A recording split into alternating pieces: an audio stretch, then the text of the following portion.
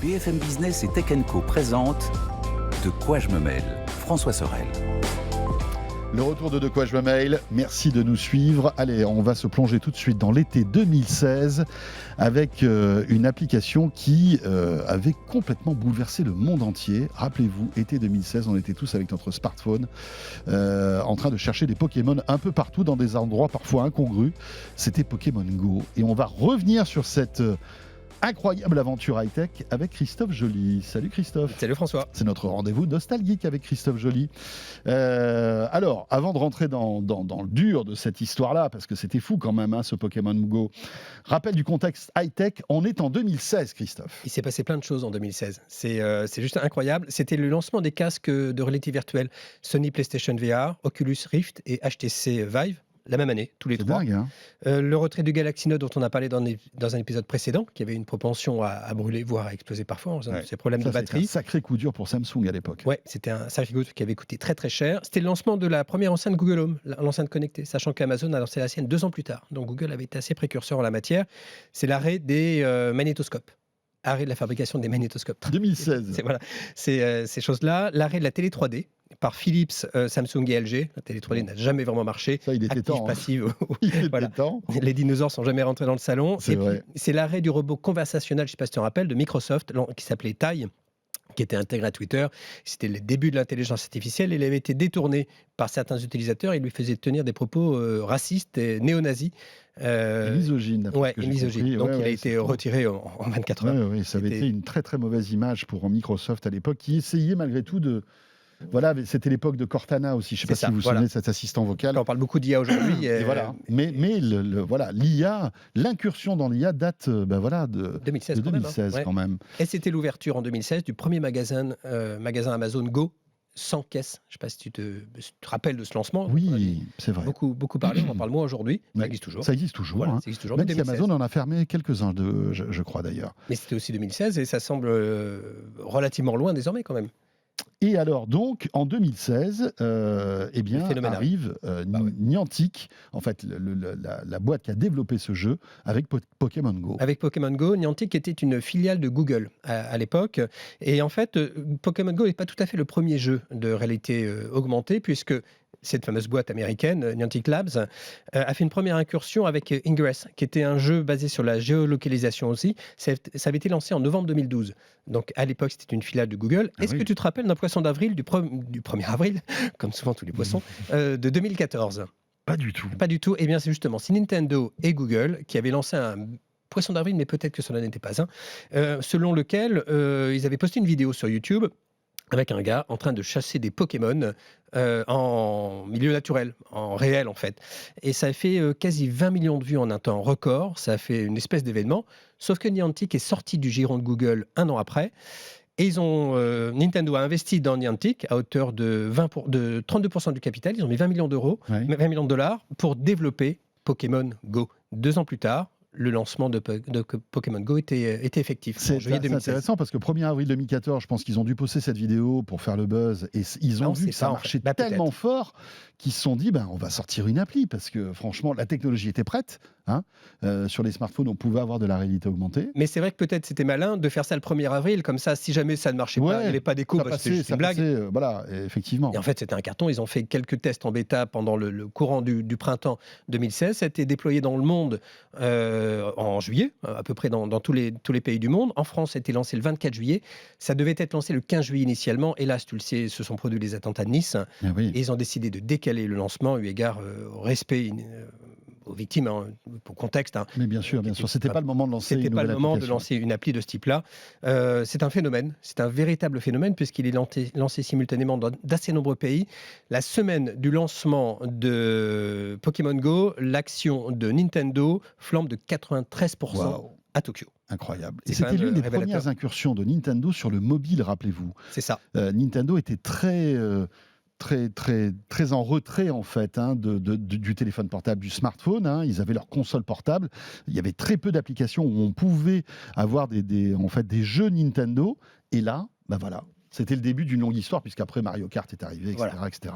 Et Pokémon Go est le début d'une longue histoire, on en parlera tout à l'heure. Il faut savoir qu'en 48 heures, 5% des téléphones Android aux États-Unis avaient été. Avait téléchargé Pokémon ouais, Go. c'est quand même révélateur. À l'échelle du marché américain, Ouais, c'est c'est incroyable. juste phénoménal. Je vais donner quelques chiffres qui donnent un peu Ouais. le tournis. Le 2 août 2016, donc un mois après le lancement, ils franchissent la barre des 100 millions de téléchargements et Pokémon Go rapporte 10 millions de dollars par jour. Le 10 août 2016, le livre Guinness des records qui fait référence, selon ce Guinness, Pokémon Go a battu le record du nombre de téléchargements en un mois sur un jeu mobile avec 130 millions de téléchargements. Record de revenus générés en un mois, 200 millions de dollars. Là encore, Incroyable. c'est vraiment conséquent. Mhm. Record du jeu téléchargé dans 70 pays simultanément. 70 pays, je ne sais pas si tu te rends compte, c'est quand même fou. Moi, je me rappelle de juillet 2016 parce qu'on était ensemble. Oui, Et on jouait un peu. Moi, je on découvrais était le en truc. Corse. On était en Corse. Ouais, en effet. Et à l'époque, je faisais de quoi je me mêle avec toi, donc Oui. on traitait ces sujets-là. Ouais. Et, Et on se retrouvait sur la plage à chasser les Pokémon. et le phénomène est tel que Twitter, Tinder et Facebook en ont fait les frais en fait. Parce qu'évidemment, pendant que vous chassez des Pokémon, vous chassez moins. Mais on chassait moins autre chose. Voilà, on chassait moins autre chose. C'est incroyable quand même. Hein. Ça a été vraiment une folie C'était même... assez passagère, mine de rien. Tu vas voir, oui, parce Ouais, qu'en on fait, va en parler tout à l'heure. l'effet d'un soufflet. Mais le 7 septembre 2016, ils ont franchi le cap des 500 millions de téléchargements dans plus de 100 pays. Waouh. Il y a 5 pays qui ont résisté dans un premier temps, c'est la Chine et la Corée du Sud. Qui au début n'autorisait pas le téléchargement Non. du jeu. La Chine parce que c'est Google qui était derrière ça et parce que ça Forcément. fonctionne avec Google Maps. La Corée du Sud pour des questions sécuritaires par rapport à Maps et par rapport à la Corée du Nord. Le problème venait de là. Les 3 autres pays, c'est l'Iran, l'Arabie Saoudite et la Corée du Nord. La Corée du Nord, on comprend On assez sait facilement. pourquoi, hein, bien Et sûr. l'Iran et l'Arabie Saoudite, c'était pour des questions religieuses. Voilà, selon eux, c'est pas conforme Oui, en termes de religion par rapport à l'islam. La promesse du produit, parce qu'on n'en a pas encore parlé, Pokémon Go, ça consiste en quoi ? Rappelle-toi. En fait, c'était de pouvoir chasser des Pokémon qui étaient dans la vraie vie, quoi. C'est ça. En fait, c'était la réalité augmentée. Donc, tu avais ton téléphone, tu marchais dans la rue et tu avais un Pokémon qui Qui d'un arrivait coup tout à coup. apparaissait. Voilà. Tu avais 3 niveaux de difficulté, du vert, du orange, du rouge. Moi, j'ai jamais été très doué sur le rouge, pour le coup. Vert, ça va. Orange, ça va encore à peu près. Et en fait, il fallait vraiment se déplacer. Donc, c'était une incitation à la marche. C'était le premier jeu vidéo qui te faisait sortir ton canapé. Ça, c'est top quand même. Si tu restais dans ton salon, il se passait pas non. grand-chose. Il y avait des combats à mener. Et donc, tu étais dans des arènes et tu pouvais combattre d'autres joueurs. Et il y avait les Pokéstops, si tu te souviens. C'était des endroits où tu pouvais récupérer des Pokémon dans des lieux touristiques. Et donc, c'était aussi finalement une occasion de découvrir de nouveaux lieux, sachant qu'il pouvait y avoir des effets de masse. Le Sénat a interdit à Nintendo de déployer des Pokémon dans les jardins du Sénat, craignant des attroupements. Parce que quand il y avait des Pokémon rares, les gens se précipitaient. C'était fou. C'était fou. Ouais. Incroyable. Ils avaient sorti un bracelet Pokémon qui te permettait d'avoir une information sur la proximité d'un Pokémon. Donc ça vibrait, donc ça pouvait vibrer relativement beaucoup. Le problème, c'est que ça engendrait des comportements dangereux. Je ne sais pas si tu t'en souviens, mais il y a des gens qui jouaient à Pokémon Go au volant. Ouais. Parce qu'il y avait des Pokémon sur l'autoroute parfois. À New York, il y avait des Pokémon sur les voies du métro. Donc le transporteur du métro new-yorkais incitait les gens à ne pas aller sur les voies pour attraper le Pokémon. C'était quand même c'était démentiel. En France, la gendarmerie avait tweeté « Conseil pour les dresseurs Pokémon, conducteurs, ne jouez pas à Pokémon Go, piétons, redoublez d'attention ». Et là, c'était le début ce qu'on appelle les smobies, tu sais, les zombies smartphones. C'est là où les gens étaient sur leur téléphone. Tout à fait. Et ils ne regardaient plus leur environnement, étaient tellement concentrés sur leur appli qu'ils pouvaient se faire écraser. Ils pouvaient se mettre en danger eux-mêmes. Aux États-Unis, sur les panneaux d'autoroute, il était écrit « Ne joue pas au Pokémon et conduis ». Et il y a eu quelques accidents, il y a des gens qui se sont blessés quand même. Ajouté au phénomène de masse, en France, on était dans un contexte terroriste quand même. Et c'était un point de vigilance parce que le contexte sécuritaire était quand même pas top. Il y a des lieux qu'on demandait à être déréférencés. On comprend facilement, notamment le camp d'Auschwitz. Oui, bien sûr, c'est vrai que chasser des Pokémon... ce serait quand même assez incongru, assez déplacé, sûr. on va dire. La ville d'Hiroshima et le village de Pressol en France, le maire a signé un arrêté municipal pour interdire Pokémon. C'est un village d'un peu moins de 200 habitants. Oui. Il ne voulait pas de Pokémon dans son village. Non, voilà. Et donc, il a réussi. Voilà. Alors, tu le disais tout à l'heure, ça a dégringolé assez vite. Donc, été 2016, la folie. On était tous là-dedans. C'était incroyable. Moi, je me souviens même, on était en Corse, à Ajaccio, mais il y avait des attroupements. C'est dingue, la puissance. C'était sans doute l'une des premières applications sur smartphone qui a suscité autant d'intérêt aussi rapidement. Et qui permettait de se parler les uns les autres. Oui, c'est vrai. On ne jouait pas seul. Ça crée du lien. Ça crée du lien. Et les gens, c'est une vraie communauté. Puis il y a quand même la communauté Pokémon derrière ça, qui était un jeu assez historique. Mais en 2 mois, ils ont perdu 50% de leurs joueurs. Et au terme de l'année, ils ont perdu 84% de leurs joueurs du mois de juillet. Donc c'est quand même une dégringolade. C'est-à-dire que c'est arrivé au bon moment, c'était le début de l'été, donc tout le monde a pu profiter parce que tout le monde était en vacances finalement, C'est on se propice, baladait, c'est mieux qu'en etc. hiver sous la neige. Hein. Voilà, c'est ça que tu vois la rentrée où on a d'autres choses à fouetter, quoi. Et en fait, c'est ce qui est relevé après, c'est qu'il y a une forme de lassitude en fait. Ouais. Soit il y avait des combats trop difficiles et les gens n'arrivaient pas, tout bêtement. Soit c'est une forme de lassitude. À un moment donné, on peut être lassé de.